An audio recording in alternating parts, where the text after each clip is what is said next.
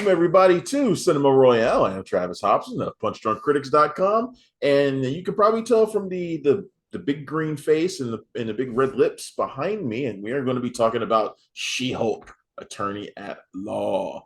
And the beautiful face above me on the screen belongs to my good friend, Karen Peterson. What's up, Karen? Hey, how are you? I'm good. I got green behind me, purple above me. I'm digging it.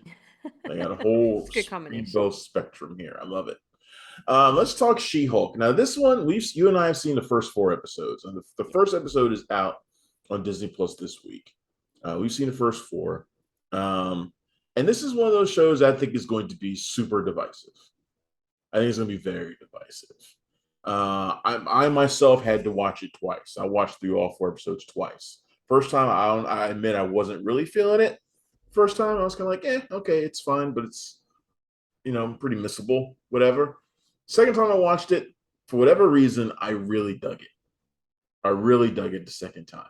And yeah, I still think it's pretty lightweight, at least at this point. I don't Mhm. know how it'll be in the final, I think, five episodes or so. But the first four, I still think are pretty lightweight, but they're super fun. And I like the way it uses the law to kind of make fun of the entire Marvel universe, which is ridiculous when you think about it. And I like that aspect of it, as well as the way it kind of explores how tough it is to be a woman, not just in her profession, but also as a superhero, which is inherently masculine. So there's a lot of little things in here that I like about this movie. Most of all, Tatiana Maslany, who I think is great. Mark Ruffalo is fantastic in the scenes he has. Wong, of course, is great. And my favorite character emerges in episode four. I'm not going to talk about it.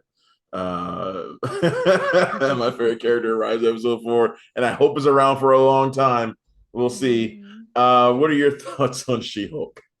I love it. I think in the first few minutes of watching the first episode, I was a little bit thrown off because what we've seen, not just in the movies, but what we've especially seen in the Marvel shows has been something. I don't know if I don't know if this is the right word, but something more polished, Mhm. more cinematic. It's like episodic movies is what Yeah. we've been getting up till now. This is very much a TV show. It feels like a TV show. Yeah, it feels like something that could just be, on network or cable TV. And something that probably 10 or 20 years ago, if they were making movies about female superheroes back then, this would have just gone on like, you know, TBS or something. David E. And Kelly wishes he was doing She-Hulk. it's so true. It's so Yes. good. Yeah, and so it's like I think once you get into the vibe of what the show is, it's much easier to settle in and just enjoy that it's just a really fun, it's entertaining. The episodes are only about a half an hour. It's a half-hour comedy series. And it works. Like some of the jokes are silly, but Tatiana Maslany as Jennifer slash She-Hulk, she's that's such perfect casting. She has just the exact right personality for it, and she really just sells the show. Like she makes it such a great thing. And then yeah, there's a lot of just fun cameos. Not a cameo of the week, of course, but but I like that little bit of a joke that they had about that. It's like this is still mhm. my show, kind of thing. Because that's Yeah. one of those criticisms that those David E. Kelly shows that I referenced, Ally McBeal to The Practice to even Mhm. Boston Legal, they had that cameo of the week thing that they Yes. did all the time, and a lot of people didn't like it. But it's one of those things that they did because it would, pump up ratings and everything. But the cast sometimes got lost a little bit in it. Yeah, definitely. And their stories would get overtaken by guest stars and stuff. And Mm-hmm. and so I like that there was a little jab at that. And I think just in general, like you mentioned, the idea, this theme of it's hard to be a woman, it's hard to be a professional woman in your 30s. And on top of that, to also be now entering the very masculine world of being a superhero and everything that comes with that, and the misogyny that is inherent in that sort of situation. Um, but she doesn't just get bogged down in, oh, poor me. That's what I think is so great. It's just like, Yeah, hey, this is the reality. This is what I live with. yeah. And I think that blend of humor and just kind of shrugging the shoulders is exactly the right. the right tone for the show. Yeah, those first couple episodes where she's kind of hanging out with her cousin Bruce. We get the I like the way the first episode begins, where they won't even get into the legal stuff because they know everybody's just gonna be sitting around wondering, well, how the I'm not going to use She-Hulk. Like, how's this happening? Like, they have to go back and show it because they know it's what people are waiting on. But I like those episodes because they establish that she's not going to be just another Avenger. Hmm. Like, she's going to do the thing that she's been trained to do, which is law. You Yeah. know, she's going to help people in her own way. She's not going to be throwing punches. She's going to be throwing legal briefs.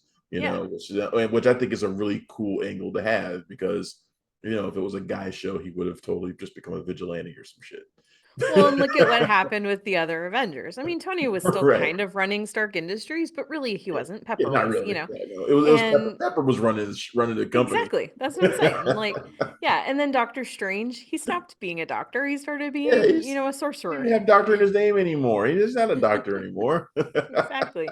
And it's like, yeah, and it's Admiral. I love the most of the Avengers, but yeah, so much of it is just they kind of give up who they were to take on this new persona. And she's just like, I worked really hard to get where I was. I'm not doing that. Yeah. And I love that. Yeah, no, it's a totally great idea, which is why I Hmm. like those times with her and Bruce, where he's kind of trying to tell her like this is the way things are going to be for you now, and Yeah. they kind of are, but she's doing it in her own way, which I think is really cool. And I think that's awesome. And I know that episode 1 is out right now and people can watch it, but I don't want to give too No, much no, no, away. But I no, think definitely that not. the way that she approaches these abilities that she didn't ask for, that she didn't want. But I think that the way that she incorporates it into her life and the way that she's able to exercise control in ways Bruce isn't or wasn't or took a long time to get to makes so much sense. And her exploration of that and her explanation of it too, it's just like, yeah, that actually totally tracks, and Yeah, it just makes sense. But I also like, just going back to the fact that she is a lawyer, I like the fact that what we're seeing now with the MCU is this world where they just go, well, superheroes exist. This is just part of our reality, and they need a different type of legal representation. So we're gonna give them that. So yeah. No, it's one of those things that when you're just reading comics, you don't always think about. Like, it's like when they created like damage control, and it's like, well, there's all this damn destruction everywhere. Somebody's got to be around. There's got to be somebody who cleans it up. Like, there has to be right. somebody who does it, right? Like, Exactly. these little things that you don't think about. These are the things that make details, that make worlds feel detailed and unique and special. And I like the fact that they're going through the legal part because this is the stuff that made the original John Byrne She-Hulk really fun, but also like the Dan Slott She-Hulk, which is the more recent one. The one that really brought the character back into the spotlight was the Dan Slott run, and it really focused on the legal stuff. And there are fun ways to explore the Marvel universe in this way, and we see it later on with an episode involving Wong, which I won't get into, but it's really fun. And the arrival of the Abomination, played by Tim Roth. There's some really funny stuff that you can do in here that doesn't diminish the MCU. Like, you can poke fun at it a little bit without diminishing it, and I think that's one of the good things that it does. Exactly. Yeah. What do you Kind of think like about when this? Hawkeye, sorry. Oh, go ahead. I was just gonna say, kind of like in Hawkeye when that opens on him being at a show of this Avengers Right, musical. That's totally something that would happen that totally in happened. life. And it just is one of those details. It's like, yeah, that makes sense. What do you think about the stuff involving her and her dating life? Because that is a big aspect of the show as well. Is is her being a single woman in her 30s, also trying to find a relationship, which is obviously now more complicated now that she's She-Hulk. Some stuff I liked about it was her when she was just Jen Walters, and she was kind of realizing that people might like her or find her more attractive as She-Hulk than they ever did than when she was Jen. And there's some stuff she has to deal with in accepting that. She has a lot of vulnerabilities and apparently some self-confidence issues too, and this doesn't help. Yeah. I think it was done very, very well. I'm interested to see where they go with it. Like how how that storyline continues. But I think just in general, this idea of her trying to date as a successful professional woman, um, it does come with its own set of issues and problems and challenges. But then on top of that, having this other thing where she realizes this alter ego persona that people pin on her.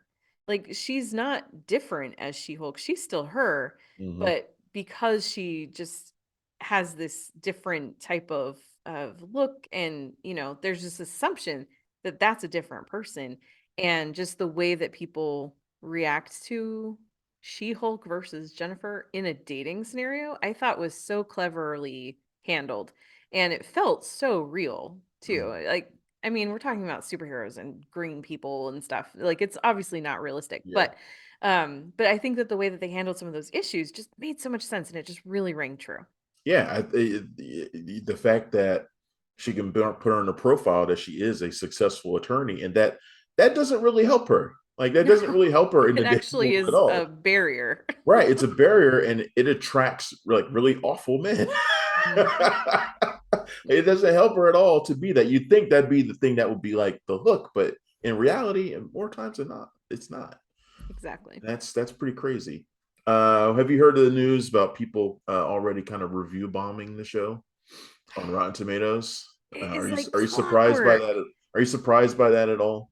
No, no, not even a little bit. I mean, that happens every time.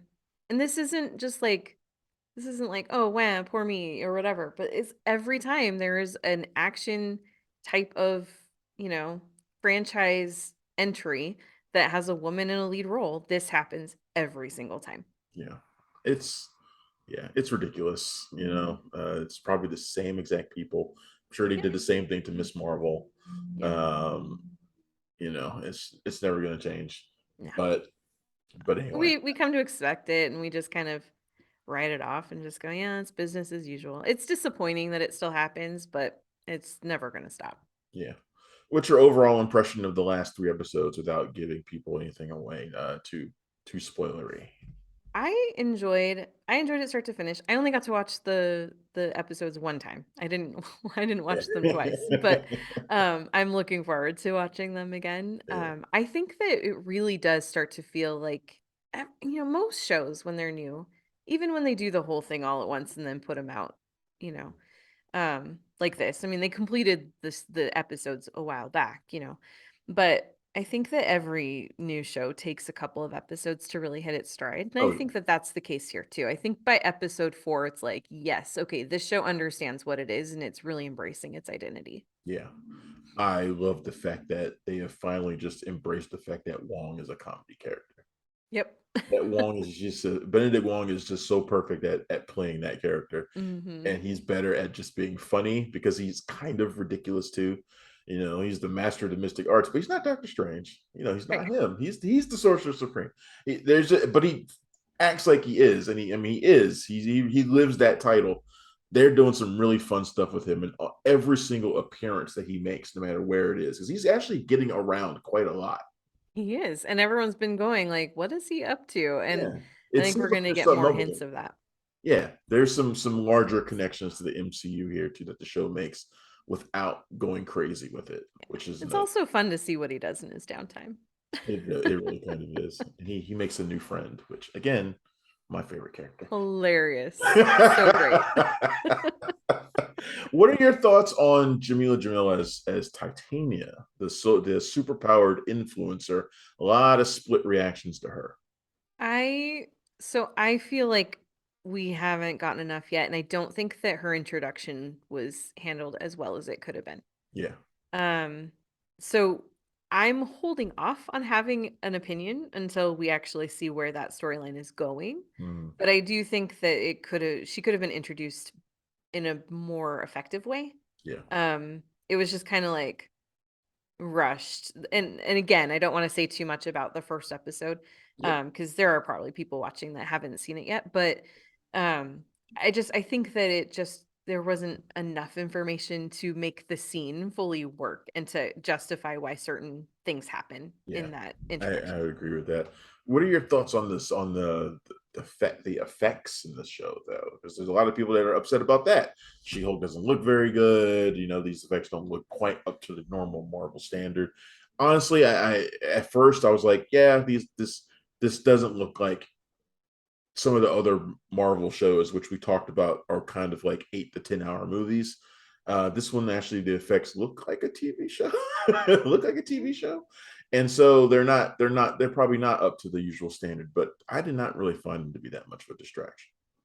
Yeah, I think once you get used to like, okay, this is what she looks like when she's She-Hulk, I think it's fine. And it becomes something that like I didn't really notice.